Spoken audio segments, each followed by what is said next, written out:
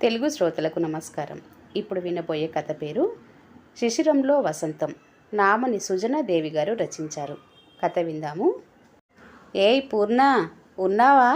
సమయం ఎంత అయిందో చూసావా? పొద్దుననగా ఇన్ని కాఫీ నీళ్లు నా మోహాన పడేశావు. టిఫిన్ పెట్టేది ఉందా లేదా? గట్టిగా అరిచాను. అంత కోపం అయితే ఎలా? నేనేం ఖాళీగా ఉన్నానా? ఒకటి వెనకాల ఒకటి చేసుకుంటూ వస్తున్నాను కదా. మీకు టిఫిన్ తయారు చేసే లోపల అత్తమ్మ అవసరానికి వెళ్ళాల్సి వచ్చింది. అది మనం అనుకున్నంత త్వరగా అయిపోతుందా? ఆమె సేవ చేసి వచ్చేసరికి మావయ్య పిలిచాడు. ఆయనకు మందులిచ్చి పిల్లలకు వారికి కావలసిన జ్యూసులు ఇచ్చి, ఇదిగో చపాతీ ప్రిపేర్ చేస్తూనే ఉన్నా. మధ్యలో అమ్మాయి దగ్గర నుండి ఫోను. ఎంత పొద్దున లేచినా ఇలా సమయం ఆలస్యం అయిపోతుంది. ప్రతిరోజు అలా అవుతుందా? ఏదో ఒకరోజు ఇలా అయితే అలా అరుస్తారేంటి? అయినా ఇప్పుడు మీరేమన్నా సమయానికి ఆఫీస్కి వెళ్ళాలా ఏంటి? పొద్దస్తమానం ఖాళీనే కదా. అంతే. ఆ మాటలు నాకు ఎక్కడో సూటిగా తగిలాయి. నా పదవీ విరమణ తర్వాత ఈ పదం వినటం ఇది మొదటిసారి కాదు. దాదాపు ఇంట్లో అందరి నుండి ఏదో రూపేణా ఎప్పుడో ఒకప్పుడు నేరుగానో వెనకనో ఈ మాట వింటూనే ఉన్నాడు. ఖాళీ అనే పదం ఆ వ్యక్తిని ఎంతగా బాధిస్తుందో కేవలం అది అనుభవించిన వారికి మాత్రమే తెలుసు. ఆఫీస్లో నా ఛాంబర్లో నేను కూర్చుంటే ఎటువంటి వారికైనా సింహస్వప్నంగా ఉండేది. ఎవరైనా ముందు అపాయింట్మెంటు తీసుకునే వచ్చేవారు. అంత పెద్ద హోదాలో రిటైర్ అయిన నాకు ఇంట్లో ఇటువంటి ధిక్కారమా? ఏదో అప్పటి పాతకాలం చదువు 4 అక్షరాలు మాత్రమే నేర్చుకున్న తనకు నన్ను కట్టుకున్నందుకే ఇంత పెద్ద ఇల్లు, బంగారం, నగలు, సంఘంలో ఇంత గౌరవం, హోదా, పరువు అన్నీ వచ్చాయి. అలాంటిది నన్ను ఇంత మాట అంటుందా? ఊపిరి సలపని మీటింగ్లు, కాన్ఫరెన్సులు, పనులతో అపాయింట్మెంటు తీసుకున్న వారితో కనీసం మాట్లాడడానికి తీరికలేని హోదాలో ఉన్నప్పుడు ఈ బిజీ లైఫ్ నుండి ఎప్పుడు విముక్తి పొందుతానా అని ఎదురు చూసేవాడిని. కానీ ఒకేసారి అనంతంగా లభించిన ఈ సమయం నాలో రోజు రోజుకు శూన్యం నింపుతుందని నేను అస్సలు ఊహించలేదు. పాటలు, సినిమాలు ఎప్పటికీ చూస్తూ ఉండలేం కనుక కొన్ని రోజులకే బోర్ కొట్టాయి. ఇష్టమైన సాహిత్యం చదవడానికి కళ్ళు కష్టపెడుతున్నాయని మొరాయించడంతో ఆపేశాను. అందుకే నాకెందుకో వీరందరి నుండి దూరంగా స్వేచ్ఛా విహంగంలా పారిపోవాలని ఉంది. దానికి 4 రోజుల్లో అవకాశం దొరికింది. టిఫిన్ చేసి ఇంట్లో ఉండబుద్ధి కాక పార్కుకి వెళ్ళి కూర్చున్నప్పుడు నా ఫోన్ మోగింది. అది నా బెస్ట్ ఫ్రెండ్, నాతో పాటే రిటైర్ అయిన రమణ నుంచి. అరే, ఈరోజు మా పెళ్లి రోజు, మర్చిపోయావా? ప్రతి ఏడు అందరికన్నా ముందు నువ్వే గ్రీటింగ్స్ చెప్పేవాడివి. చాలా రోజులవుతుంది చూసి. ఈరోజు రాకూడదు అనగానే నాకెందుకో ఫోన్లోనే ఏడ్చేయాలన్నంత బాధ అనిపించింది. పెళ్లి రోజు శుభాకాంక్షలురా. ఏంట్రా, ఆరోగ్యం బాలేదా? గొంతు ఎప్పుడు సింహ గర్జనలా ఉండేది, ఇప్పుడు అలా పీలగా వస్తుందేమిటి? కొంపదీసి మా చెల్లెలి పక్క ఏమైనా ఉన్నావా ఏంటి? వాడు జోక్ వేశాడు. మామూలప్పుడైతే ఇద్దరం నవ్వుకునేవాళ్ళం. రిటైర్ అయిన నాకు 6 అంకెల పైనే పెన్షన్ వస్తుంది. ఇంకా నేను ఎవరికి భయపడాలి? ఎందుకు తగ్గి ఉండాలి? ఒక్కరోజు నేను లేకపోతే వీళ్ళకి నా విలువ తెలిసి వస్తుంది. అందరూ ఏదో నన్ను అల్లాటప్ప అనుకుంటున్నారు అనిపించి, వాడు వచ్చేరా అనగానే వచ్చేస్తున్నాన్రా, ఉన్న పలానా ఇలాగే బయలుదేరతాను అన్నాను. ఎందుకంటే వాడి ఇల్లు ఒక 2 గంటల ప్రయాణంలోనే ఉంటుంది. అక్కడికి వెళ్ళగానే వాడే రిసీవ్ చేసుకుంటాడు. నాకు కొంచెం స్థలం మార్పిడితో మనసు ఊరటగా ఉంటుంది. ఇంట్లో వాళ్లకు చెప్పా పెట్టకుండా పోవడంతో నా కోసం వెతికితే వాళ్ళకి కొంచెం భయం ఉంటుంది. ఒక్కరోజుకే ఏ పోలీస్ కంప్లైంటో ఇవ్వనైతే ఇవ్వరు కదా అనుకొని అప్పటికే స్నానం చేసి వచ్చిన వాడిని అక్కడే ఒక హోటల్లో టిఫిన్ తినేసి డైరెక్ట్గా బస్సు ఎక్కేశాను. వాడికి ఫోన్ చేసి చెప్పాను నేను వస్తున్నాను అని. వాడు బస్టాండ్కి వచ్చి రిసీవ్ చేసుకున్నాడు. నాలాగే వాడు కూడా నీరసంగా 10 ఏళ్ళు పైబడ్డట్టుగా ఉంటాడనుకున్నాను. కానీ అందుకు భిన్నంగా ఉన్నాడు. కళ్ళకి మంచి రిచ్ ఫ్రేమ్లెస్ కళ్ళద్దాలు, చేతిలో కార్ కీస్ ఊపుతూ చైతన్యానికి ప్రతిరూపంలా ఉన్నాడు. నేనైతే రిటైర్ అయ్యి ఏడాది కాలేదు. అప్పుడే 10 ఏళ్ళు పైబడ్డట్లు అయిపోయాను. ఇక దిగగానే ఆప్యాయంగా ఆలింగనం చేసుకున్నాడు రమణ. అదేంట్రా, రిటైర్ అయ్యి ఏడాదేగా గడిచింది, అప్పుడే ఇలా అయిపోయావేంటి అన్నాడు. వాడిని చూశాను. నల్లని పాయింట్పై మంచి మడత నలగని తెల్లటి టీషర్టులో గోరెంటాకు పెట్టినందుకేమో అక్కడక్కడున్న తెల్ల వెంట్రుకలు ఎరుపు రంగులోకి మారి మొత్తం నల్లగానే కనబడుతున్నాయి. నా వైపు చూసుకున్నాను. మామూలుగా వేసుకునే టీషర్టు, అక్కడక్కడ నెరిసిన జుట్టు. ఇటీవల బాధలతో నేను ఆలోచించటం వల్లనేమో కళ్ళ కింద నల్లటి చారికలు, మొహం కొంచెం ముడతలు పడి ఇప్పుడు ఎవరైనా నేను రిటైర్ అయ్యాను అంటే నమ్మేసేలా ఉన్నాను. రిటైర్ అయ్యాక కూడా ఇలా ఉండక ఎలా ఉండమంటావురా అన్నాను. ఎంత వద్దనుకున్నా సూక్ష్మ దరహాసం నా పెదాలపై లాస్యం చేసింది. అసలు వీడు నా ఒకప్పటి ఫ్రెండ్, సింహ స్వప్నంలా ఉండే ద గ్రేట్ మల్లికార్జునేనా? ఏమిటో చాలా తేడా కనపడుతుందిరా నీలో అంటూ కారు స్వయంగా తనే డ్రైవ్ చేస్తూ కారులో కూర్చున్నాక క్షేమ సమాచారాలన్నీ అడిగాడు. ఏమో రాజ్యం, ఎవరొచ్చారో చూడు, మీ అన్నయ్య. ఏడాదిగా వాడిని పట్టించుకోకుండా నీ సేవలోనే ఉన్నాను కదా, దానికి నాతో పోట్లాడడానికి వచ్చాడు వేళాకోళంగా అన్నాడు కాళ్లకు నీళ్ళందిస్తూ. అరే, అలా ఆ టీవీ చూస్తూ ఉండు, నేను నీకు 10 నిమిషాల్లో వేడివేడి టిఫిన్ తీసుకొస్తా అంటూ లోనికి వెళ్ళాడు. వాడి హోదా ఏమిటి? వాడు ఇక్కడ ఆఫ్రాన్ వేసుకొని వంటగదిలో దూరటం ఏంటి? నాకేం అర్థం కాలేదు. అదేంటి, చెల్లెమ్మ లేదా? నేను అనుకునేలోగా నుదుట ఎర్రటి కుంకుమ బొట్టుతో మహాలక్ష్మికి ప్రతిరూపంగా ఎర్ర అంచు ఉన్న ఆకుపచ్చ కలరు చీర కట్టుకొని వచ్చింది రాజ్యలక్ష్మి. అన్నయ్య గారు బాగున్నారా? చాలా కాలమైంది మిమ్మల్ని చూసి. ఇప్పుడు ఎలా ఉన్నారు? వదిన గారు బాగున్నారా అంటూ వివరాలు అడుగుతూ కూర్చుంది. ఈ లోపల వాడన్నట్లుగానే 10 నిమిషాల్లో లోపల నుండి ప్లేట్లో 2 వేడివేడి దోశలు, వెన్నపూస, కారం పొడి, చట్నీ వేసి తీసుకొచ్చాడు. ఇదేంట్రా నువ్వు అన్నాను.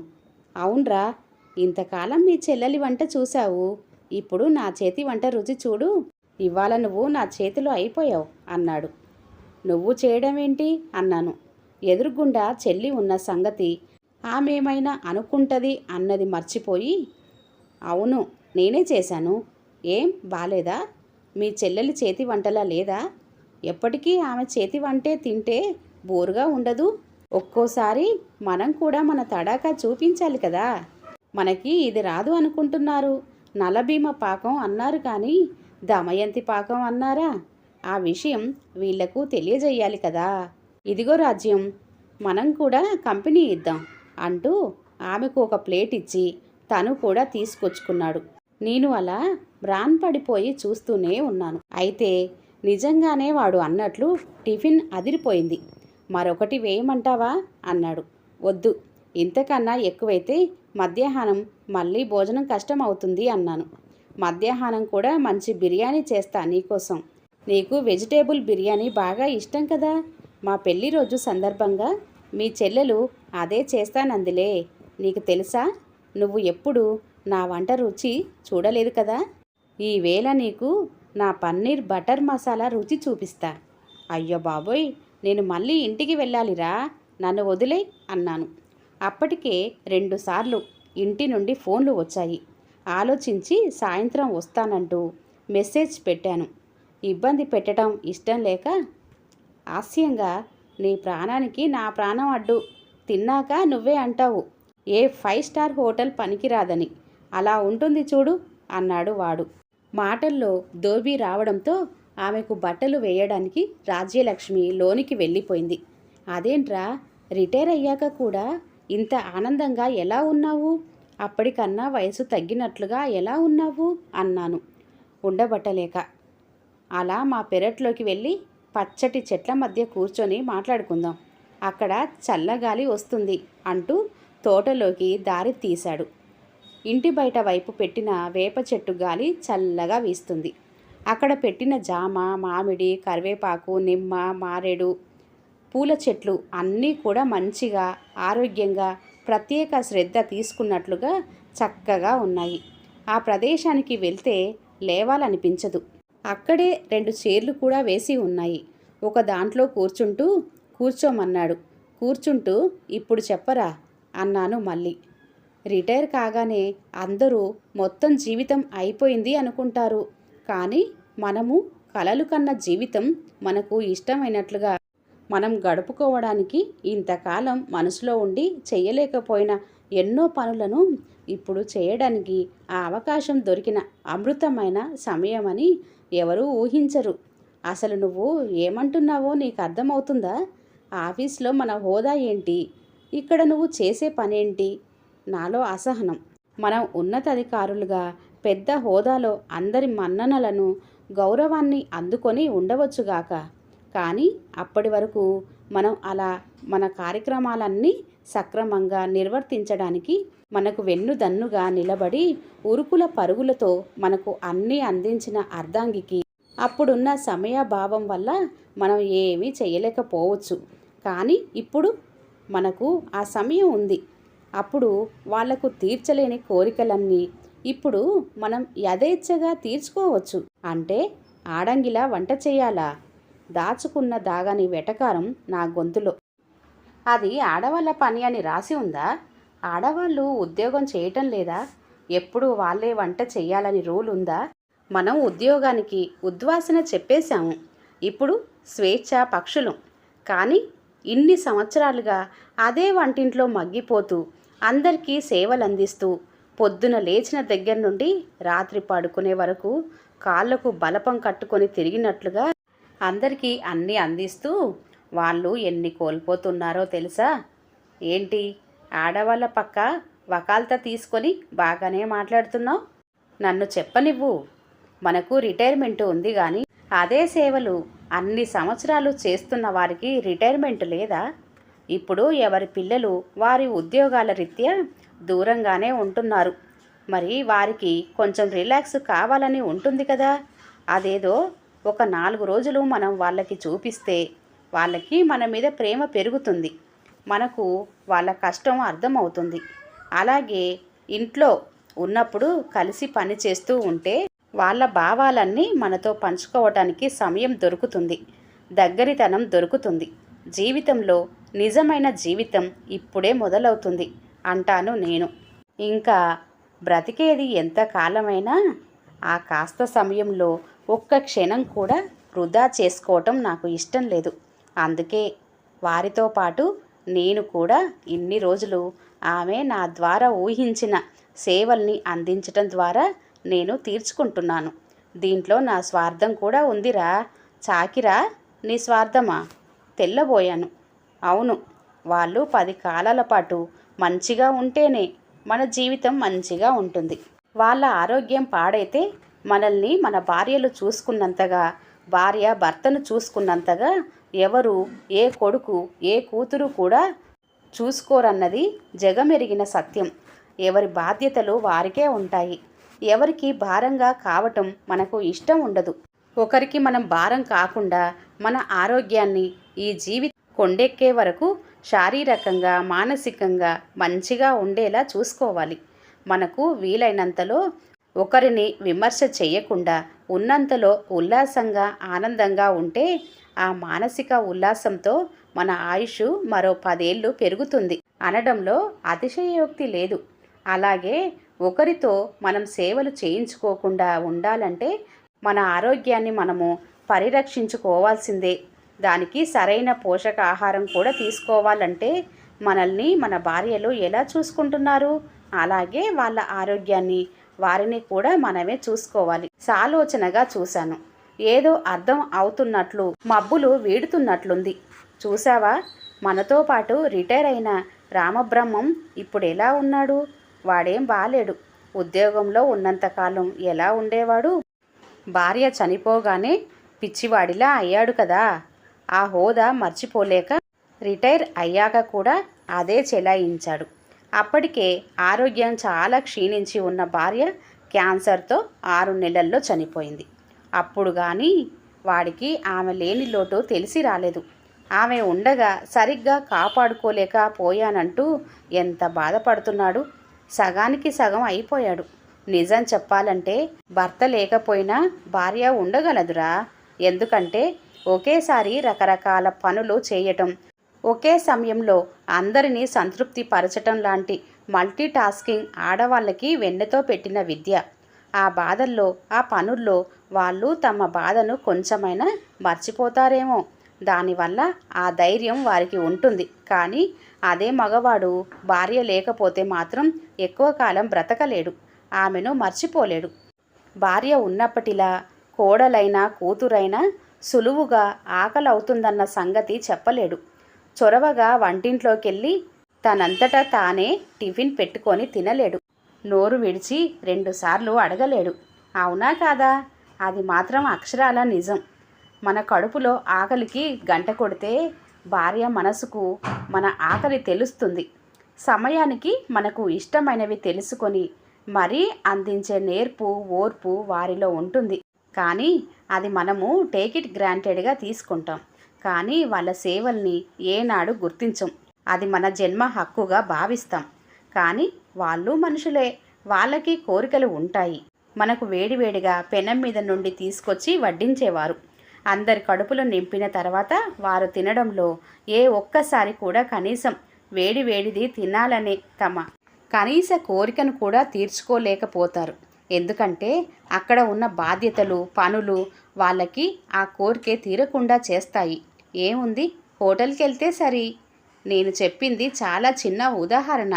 సరే, ఏ హోటల్కో తీసుకెళ్తే తీరుతుందేమో. కానీ మలి వయసు దాటి సీనియర్ సిటిజన్ హోదా తగిలించుకున్న తర్వాత అది ఏమాత్రం క్షేమకరం కాదు. కరోనా కాలం మర్చిపోయావా?